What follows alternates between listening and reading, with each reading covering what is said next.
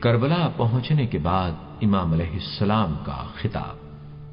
حضرت امام حسین علیہ السلام 2 محرم 61 ہجری کو کربلا پہنچے اور کچھ دیر توقف کے بعد اپنے اصحاب اور اہل بیت کے سامنے یہ خطبہ ارشاد فرمایا۔ اما بعد، معاملات نے ہمارے ساتھ جو صورت اختیار کر لی ہے وہ آپ کے سامنے ہے۔ یقیناً دنیا نے رنگ بدل لیا ہے اور بہت بری شکل اختیار کر گئی ہے۔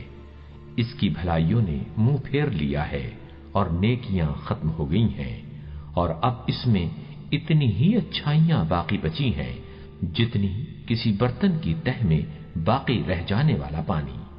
اب زندگی ایسی ہی ذلت آمیز اور پست ہو گئی ہے جیسا کوئی سنگلاخ اور چٹیل میدان۔ آپ دیکھ رہے ہیں کہ حق پر عمل نہیں ہو رہا اور کوئی باطل سے روکنے والا نہیں ہے۔ ان حالات میں مرد مومن کو چاہیے کہ وہ خدا سے ملنے کی آرزو کرے۔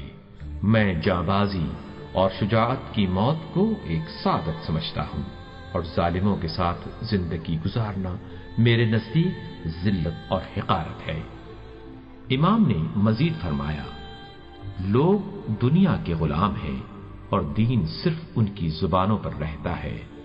یہ بس اس وقت تک دین کے حامی ہیں جب تک ان کی زندگی آرام و آسائش سے گزرے، اور جب امتحان میں ڈالے جائیں تو دیندار بہت کم رہ جاتے ہیں۔